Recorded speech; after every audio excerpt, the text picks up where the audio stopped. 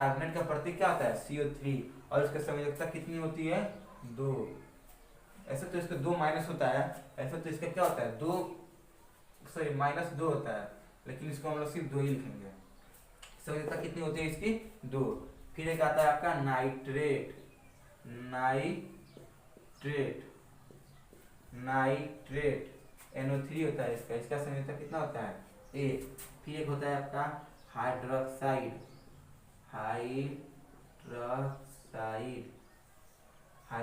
इसका संयोजकता होता है 1। फिर एक आपका होता है सल्फेट,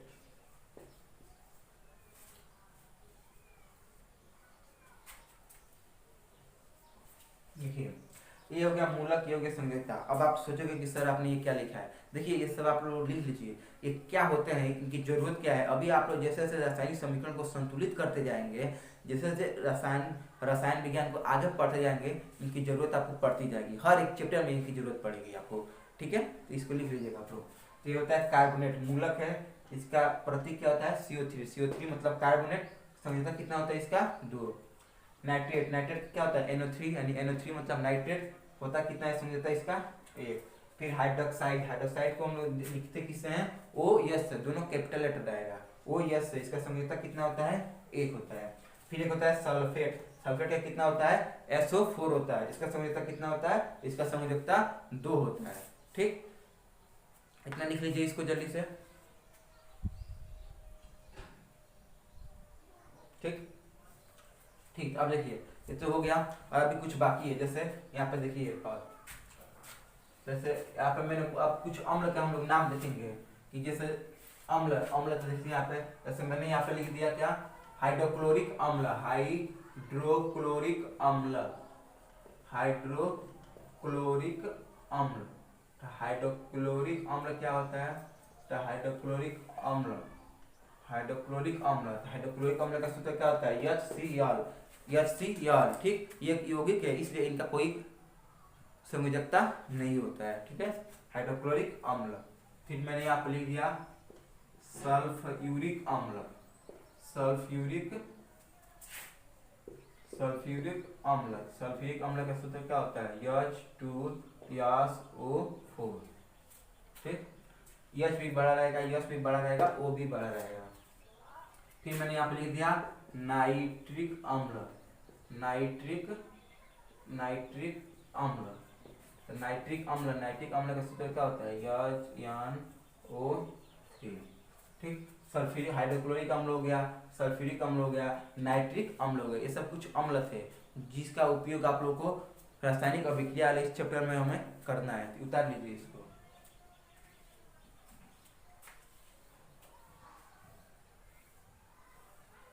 ठीक हो गया कुछ अम्ल, ठीक। आइए हम लोग एक एग्जांपल लेते हैं कि रासायनिक समीकरण अब कैसे हम लोग संतुलित करते हैं, ठीक। आइए तो रासायनिक समीकरण देखते हैं। और एक चीज और, उससे जाने से पहले चलिए इसके बाद में हम लोग देखते हैं, आगे देख लीजिए इसमें। तो मैंने यहाँ पे लिखा कि हाइड्रोजन, इस तरह आपको कहीं दिया है, इस तरह आपको कहीं दिया है, ये सब आपको एक समीकरण दे दिया, किसने ये समीकरण दे दिया, किताब में आपको समीकरण मिल गया और लिखा है कि दिए गए समीकरण को संतुलित कीजिए। तो दिए गए समीकरण को संतुलित कीजिए, एक चीज आप यहाँ पे जान लीजिए, सबसे इंपॉर्टेंट चीज कि किसी भी अभिक्रिया में भाग लेने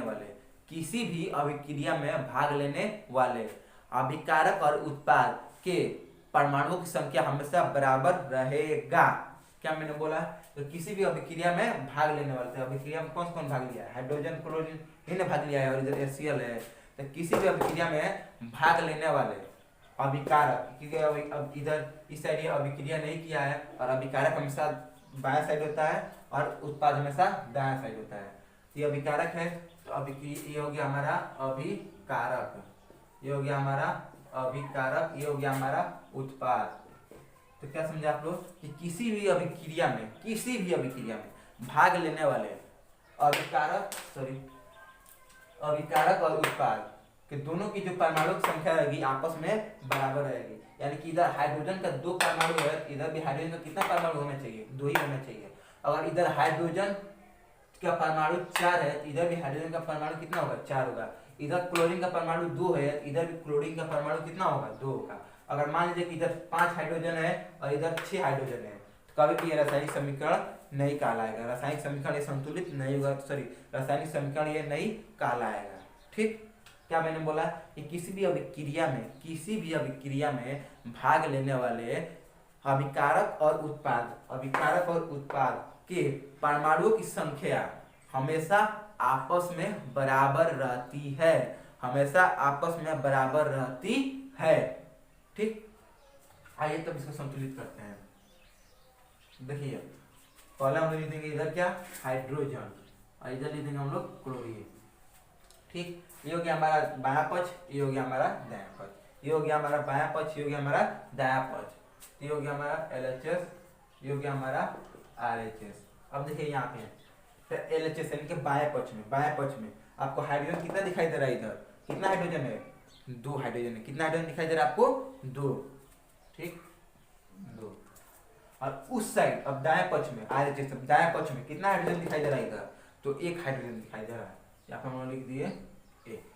ठीक, आइए अब क्लोरीन, अब क्लोरीन का बारी है LHS यानी कि बाएं पक्ष में, तो बाएं पक्ष में कितना क्लोरीन है, इधर 2 क्लोरीन है। कितना क्लोरीन दिखाई दे रहा है, तो 2 क्लोरीन दिखाई दे रहा है। ठीक, अब दाएं पक्ष में, तो दाएं पक्ष में कितना क्लोरीन दिखाई दे रहा है हम लोग को 1 क्लोरीन दिखाई दे रहा है, यहाँ पे लिख दिया हम लोगों ने 1। ठीक, इतना हो गया। तब आप लोग ही बताइए क्या है, बराबर हो रहा है, बाएं पक्ष में 2 हाइड्रोजन, दाएं पक्ष में 1 हाइड्रोजन, बराबर है, नहीं है। फिर क्लोरीन देखिए, बाएं पक्ष में 2 क्लोरीन, दाएं पक्ष में 1 क्लोरीन, बराबर है, नहीं है। क्यों, क्योंकि इस साइड 2 हाइड्रोजन है, इस साइड 1 ही हाइड्रोजन है, इस साइड 2 क्लोरीन है और इस पक्ष में 1 ही क्लोरीन है, क्या बराबर हुआ, नहीं। अब इसी को हम लोग क्या करेंगे, बराबर करेंगे। क्यों, क्योंकि अभी हम लोग बोले हैं कि किसी भी रासायनिक समीकरण में, रासायनिक अभिक्रिया में भाग लेने वाले पदार्थों की संख्या यानी कि अभिकारक और उत्पाद दोनों के परमाणुओं की संख्या आपस में बराबर होनी चाहिए। तो इधर तो 2 हो रहा है और इधर 1 ही हो रहा है, फिर से इधर भी 2 हो रहा है, इधर 1 ही हो रहा है, तो क्या बराबर तो हो नहीं रहा है। अब इसको हम लोग क्या करेंगे, बराबर करेंगे। तो आइए इसको देखते हैं। देखिए यहाँ पे इधर 2 है और इधर 1 ही है, तो इस 1 को हमें 2 बनाना है, इस 1 को हमें 2 बनाना है। इसमें हम लोग न जोड़ते हैं, न भाग देते हैं, न घटाते हैं, इसमें सिर्फ क्या किया जाता है, गुणा किया जाता है। क्या करते हैं, इसमें सिर्फ गुणा करते हैं, गुणा मल्टीप्लीकेशन। ये 2 हो गया और इस 1 को 2 बनाना है, इस 1 को 2 बनाने के लिए कितने से गुणा करना पड़ेगा, बोलिए, तो 2 ही से तो गुणा करेंगे। क्यों, क्योंकि 2 एकम 2, तो इस 1 में हम लोग किससे गुणा कर देंगे, 2 का। देखिए अब 2 हाइड्रोजन हो गया, इधर भी 2 हाइड्रोजन, इधर भी 2 हाइड्रोजन। ठीक, अब क्लोरीन देखिए, इधर भी 2 क्लोरीन, उधर 1 क्लोरीन, इधर 1 क्लोरीन है। अब इसको भी कितना बनाना है, 2 ही बनाना है ना। इस 1 क्लोरीन को हमें कितना बनाना है, 2 बनाना है। अब 2 बनाना है तो कितने से गुणा करेंगे, बोलिए, 2 ही से तो गुणा करेंगे, 2 एकम 2, इसको भी हम लोग 2 से गुणा करिए।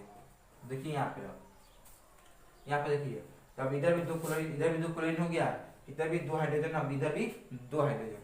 आइए इसको फिर से हम लोग लिख दें, तब हमारा समीकरण क्या होगा, H2 + Cl2। ठीक हो गया ये। अब HCl था ना, HCl। ठीक, अब देखिए, तो अब हम यहाँ पे क्या करेंगे, हम लोग HCl देखिए यहाँ पे, सॉरी HCl, तो 2 हाइड्रोजन आया है ना, 2 हाइड्रोजन आया है, तो जो हम लोग अलग से जब कोई अंक लिखेंगे कि इसके आगे 2 लिखेंगे, इसके आगे 3 से गुणा किया, उसके आगे 4 से गुणा किया, तो जो हम लोग अंक से गुणा करेंगे उस अंक इसके सामने लिखते हैं, जिसके लिए गुणा करेंगे उसके सामने। जैसे हाइड्रोजन के लिए, ये तो हाइड्रोजन के लिए था, यहाँ पे हम लोग हाइड्रोजन के लिए कितने से गुणा किए हैं, यहाँ पे हम लोग हाइड्रोजन के लिए कितने से गुणा किए हैं, 2 से गुणा किए हैं। तो हाइड्रोजन से पहले हम लोग कितना लिखेंगे, 2 लिखेंगे, कितना लिखेंगे, 2 लिख दिया हम लोगों ने। ठीक, इधर भी क्लोरीन के हम लोगों ने कितना से गुणा किया, क्लोरीन के लिए कितना से गुणा किया हम लोगों ने, 2 से, तो इसका क्या लिख देंगे, 2। ठीक, अब बताइए, अब बराबर हुआ, बराबर हुआ, लेकिन क्या सही है, नहीं, ये सही अभी नहीं है। क्यों, क्योंकि HCl तो एक ही पदार्थ था, हम लोगों ने यहाँ पे क्या किया, इसको अलग अलग कर दिया। देखिए सही कैसे हो गई है, सही है इस तरह हुआ। कैसे, देखिए समझाते हैं। इधर कितना हाइड्रोजन हो रहा है, इधर 2 हाइड्रोजन हो रहा है। ठीक, और इधर भी कितना हाइड्रोजन हो रहा है, 2 ही हाइड्रोजन हो रहा है। आप 2 से सब में गुणा करेंगे, एक बार हाइड्रोजन में, एक बार क्लोरीन में। अब ये नहीं कि एक बार सी में एक बार यल में, नहीं, Cl यानी कि क्लोरीन एक ही चीज है। तब 2 हाइड्रोजन हो गया, 2 हाइड्रोजन हो गया, ठीक। देख क्लोरीन कितना हो रहा है, बोलिए क्लोरीन कितना हो रहा है, यहाँ पे 2 हो रहा है, यहाँ पे क्लोरीन कितना हो रहा है 2, और इधर भी क्लोरीन कितना हो रहा है 2, यानी कि अब हमारा रासायनिक समीकरण क्या हो गया, बराबर हो गया, ठीक। समझ गए। क्या करते हैं, जो समीकरण दिया रहता है इसमें देखते हैं कि जो बायां पक्ष और दायां पक्ष के परमाणुक संख्या यानी कि अभिकारक और उत्पाद के परमाणुक संख्या आपस में हमेशा बराबर रहती है। तो हाइड्रोजन में बाएं पक्ष में क्या था 2 था, दाएं पक्ष में क्या था 2 था, 1 था। क्लोरीन बाएं पक्ष में 2 था, दाएं पक्ष में 1 था। तो हम लोग क्या करते हैं, बराबर करते हैं। बराबर करने के लिए सिर्फ क्या करते हैं, सिर्फ और सिर्फ गुणा करते हैं, जोड़ घटाना भाग हम लोग नहीं करते हैं, सिर्फ गुणा करते हैं। इसलिए इस 1 को 2 बनाने के लिए 2 से गुणा कर दिया हम लोगों ने, और इसके आगे बस 2 लिख दिया। तो 2 हाइड्रोजन 2 हाइड्रोजन 2 क्लोरीन 2 क्लोरीन। आइए एक और रासायनिक समीकरण हम लोग देख लें। देखिए एक और, जैसे मैंने यहाँ पे लिखा Mg प्लस O2 देता है क्या हमारा MgO, ठीक। अब देखिए यहाँ पे मैंने लिख दिया Mg प्लस O2 MgO, ठीक। ये हो गया हमारा दायां पक्ष, सॉरी बायां पक्ष, ये हो गया हमारा दायां पक्ष। तो देखिए यहाँ पे पहले कौन Mg है और कौन है इधर O2 नहीं लिखेंगे, सिर्फ ऑक्सीजन, ठीक है। अब देखिए Mg बायां पक्ष इस साइड में, इस साइड में Mg कितना दिखाई दे रहा है आपको, एक ही है ना, ठीक। और बाएं पक्ष में दाएं पक्ष में एक ही Mg था, और दाएं पक्ष में कितना Mg है, एक ही Mg है। बराबर करने की कोई जरूरत नहीं है इसको। अब देखिए बाएं पक्ष में कितना ऑक्सीजन है, 2 ऑक्सीजन है, दाएं पक्ष में कितना ऑक्सीजन है, 1 ऑक्सीजन है। तब इधर देखिए आप एक चीज बताइए, यहाँ पे देखिए हम लोग क्या करेंगे, आप मैग्नीशियम सॉरी Mg यानी मैग्नीशियम हमारा बराबर है, इसको अभी कुछ देर के लिए छोड़ देंगे, ठीक। अब आते हैं इधर से, तो ऑक्सीजन 2 है और इधर कितना हो रहा है, 1 ही हो रहा है। इस 1 को 2 करने के लिए किससे गुणा करेंगे, 2 से, तो 2 हो गया, बताइए 2 हो गया, ठीक। अब इसको समीकरण के नीचे उतारिए इसमें नीचे हम लोग यहाँ पे लिख दिए Mg प्लस O2, यहाँ पे लिख दिया MgO। अब हम लोग क्या किए हैं, 2 से इसमें ऑक्सीजन में, इस ऑक्सीजन वाले में 2 से गुणा कर दिए हैं, 2 से गुणा किए हैं ना, ठीक।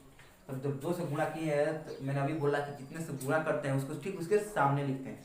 तो ऑक्सीजन में 2 से गुणा किए तो यहाँ पे लिखेंगे नहीं, उसके सामने, यानी ये अभी अलग नहीं है, एक ही है, इसके सामने यहाँ पे लिखेंगे। भले हम लोग Mg में गुणा करते हैं चाहे ऑक्सीजन में गुणा करते हैं, भले Mg में गुणा करते हैं चाहे ऑक्सीजन में गुणा करते हैं, लिखेंगे किसके, उसके पूरे के सामने लिखेंगे। इसके सामने कहाँ होगा, यही ना होगा सामने, तो यहाँ पे हम लोग इसको क्या किए, लिख दिए, क्या किए यहाँ पे हम लोग लिख दिए, ठीक।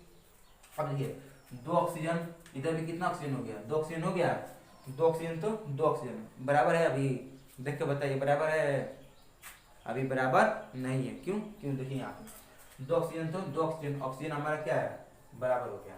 लेकिन इधर देख रहे हैं कितना Mg हो रहा है, 2 Mg हो रहा है ना, इधर कितना मैग्नीशियम हो रहा है, 2 Mg हो रहा है, और इधर कितना Mg है, एक ही Mg है। इसे भी तो हमको 2 चाहिए, बताइए आप ही। इधर 2 ऑक्सीजन था, तो इधर भी हम लोगों ने 2 ऑक्सीजन कर लिया, ठीक। इधर देख रहे हैं कि 2 मैग्नीशियम हो रहा है, और इधर कितना मैग्नीशियम है, एक ही हो रहा है, इसे भी तो हमको 2 चाहिए, तभी ना 2 और 2 बराबर होगा। इसे 2 है, इसे भी तो 2 चाहिए, तभी तो 2 आपस में बराबर होगा। तो इसको भी कितना करना पड़ेगा, 2 करना पड़ेगा। ये 2 है, ये मैग्नीशियम 2 है, इस मैग्नीशियम को कितना करना पड़ेगा, 2 करना पड़ेगा, और जब 2 करना पड़ेगा, 4 करना पड़े, 6 करना पड़े, ठीक। जिसको भी 2 और 4 6 करना पड़ता है, उसके आगे वो संख्या हम लोग लिख देते हैं। जैसे मैग्नीशियम को कितना करना है, हमको 2 करना है, तो मैग्नीशियम के आगे हम लोग क्या लिख देंगे, यहाँ पे 2 लिख देंगे। तो अब देखिए 2 मैग्नीशियम 2 ऑक्सीजन, तो 2 ऑक्सीजन, ठीक, समझ में आ गया। देखिए हम लोग क्या किए, यहाँ पे बराबर कर दिए, तो मैग्नीशियम हम लोग का बराबर था, ऑक्सीजन बराबर नहीं था, तो ऑक्सीजन में 2 से गुणा करके बराबर कर दिए हैं। तो इससे ऑक्सीजन में 2 से गुणा किए, इसलिए इसके सामने लिख दिए। किसी का भी भले मैग्नीशियम में गुणा करते हैं चाहे हम लोग ऑक्सीजन में गुणा करते हैं, लिखेंगे सबके सामने ही, तो सामने लिख दिया, तो 2 ऑक्सीजन हो गया, 2 ऑक्सीजन हो गया, बराबर हो गया। लेकिन इधर 2 मैग्नीशियम हो रहा है और इधर 1 ही मैग्नीशियम हो रहा था, तो इसको भी तो 2 करना था, तभी तो बराबर होगा ना, इसलिए हम इसके सामने भी हम लोगों ने क्या कर दिया, 2 लिख दिया, ठीक हो गया। अब देखिए सबसे लास्ट एग्जाम्पल, अब इसका लास्ट एग्जाम्पल लिखिए कि लास्ट एग्जाम्पल क्या है। तो लास्ट एग्जाम्पल बस देख लीजिए, यहाँ पर मैंने लिख दिया N2 plus H2, N2 plus H2 होता है हमारा 3NH